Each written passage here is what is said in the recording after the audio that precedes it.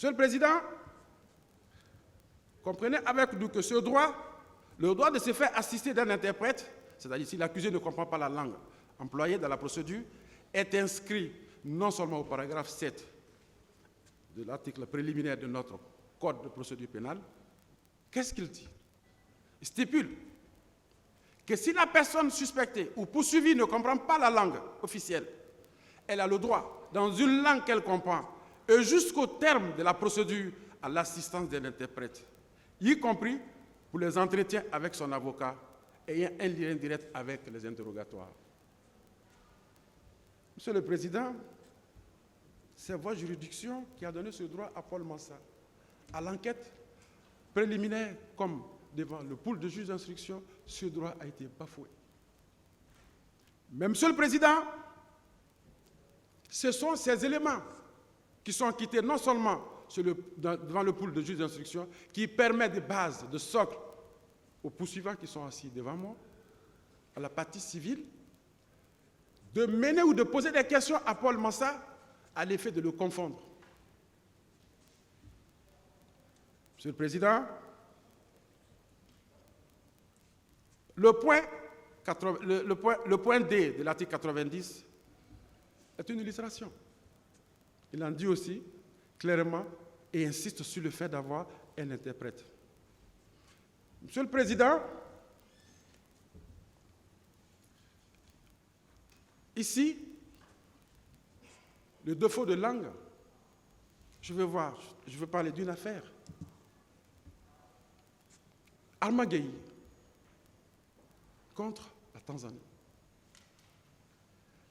Avec l'implication de la Côte d'Ivoire, Monsieur le Président, on a demandé l'assistance consulaire, mais qui était toujours posée sur le défaut ou sur la question, la problématique des tests de loi, c'est-à-dire le défaut de langue. Je passe, Monsieur le Président. Le procès équitable devant une juridiction que vous menez impartiale, Monsieur le Président, repose aussi sur le droit d'avoir un avocat. Le pool de juges d'instruction, Monsieur le Président, lui a nié ses droits. C'est pourquoi, dans une affaire, dans un attentat qui s'est passé à Londres le 21 juillet 2005, permettez,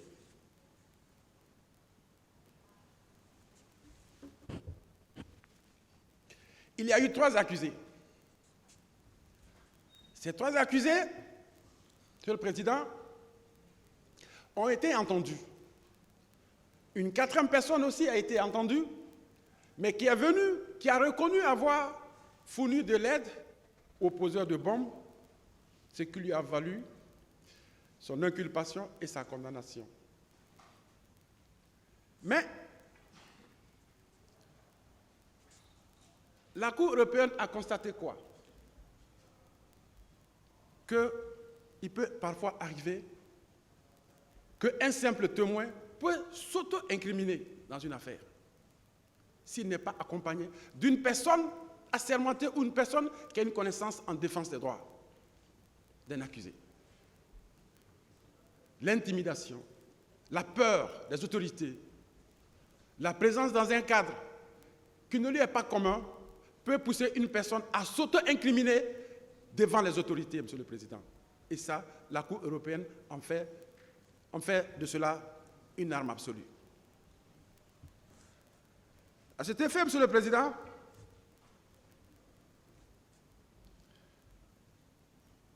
la Cour européenne a reconnu là-bas que l'accès à bref délai à un avocat constitue un contrepoids important à la vulnérabilité des suspects en garde à vue,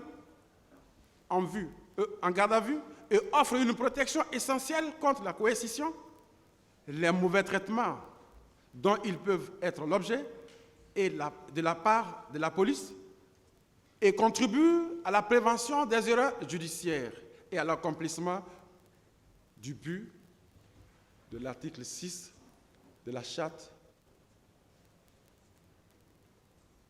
européenne des droits de l'homme. L'article 6 de la Charte européenne des droits de l'homme correspond chez nous, Monsieur le Président,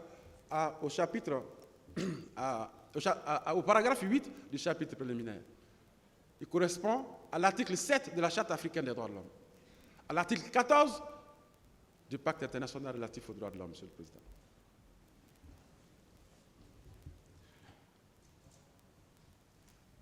Monsieur le Président, dans cette affaire, la présence d'un avocat devant un accusé, surtout en matière criminelle, est tellement importante qu'on ne peut pas s'en défaire. En 2000, la Commission africaine des droits de l'homme avait été saisie par Avocats sans frontières. Comprenez avec moi que ces ONG de défense des droits de l'homme, accréditées auprès des Nations Unies, ou de ces institutions comme régionales ou internationales, peuvent être au nombre de 49, je pense.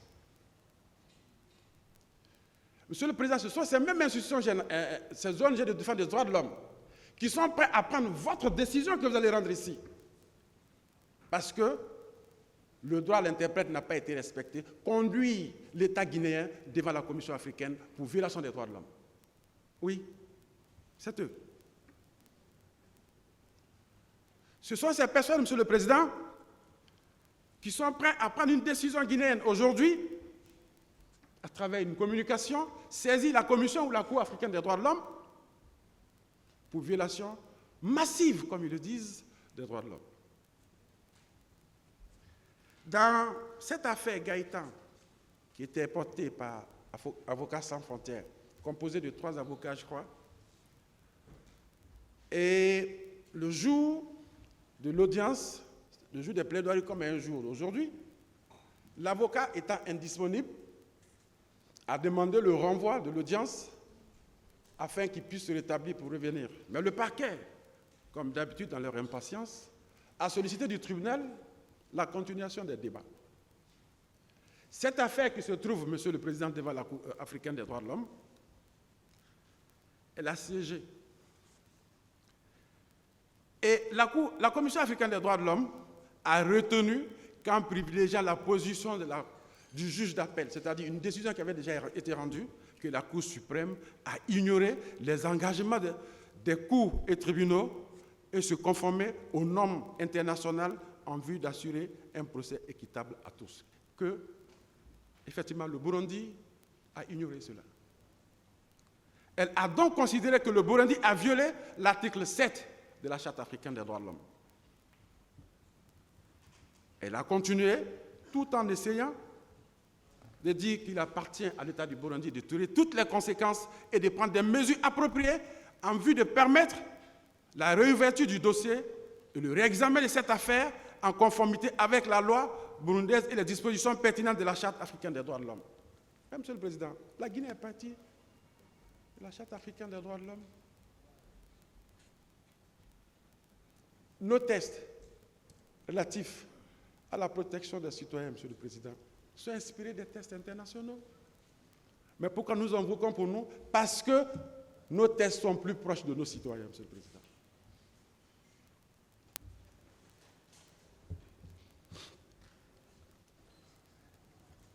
Monsieur le Président, l'article 14 du Pacte international relatif aux droits politiques, aux droits civils et politiques, stipule en ces termes: toute personne accusée d'une infraction pénale a droit à disposer du temps et des facilités nécessaires à la préparation de sa défense et à communiquer avec un conseil de son choix.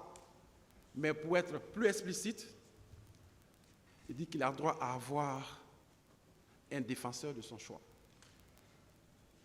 Ce n'est que votre tribunal qui a commis un avocat d'office pour lui, parce que vous connaissez les principes du procès équitable.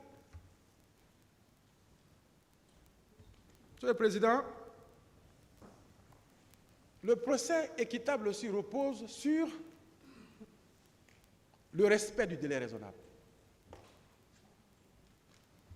Le délai raisonnable, à la lumière de M. Sidiki Bérété hier, en Guinée, on peut parler de 2 ans, 24 mois. C'est vrai, ces tests internationaux ne sont pas très clairs sur ça. Ils ne sont pas très précis dessus. Mais un détenu qui fait déjà plus de 6 mois sans que sa cause ne soit entendue, Monsieur le Président, est une violation de ce qu'on appelle le droit à un procès équitable. aucun de ces accusés n'a moins de 6 mois. Aucun. Et on les traduit devant vous, on vous demande de juger, Monsieur le Président.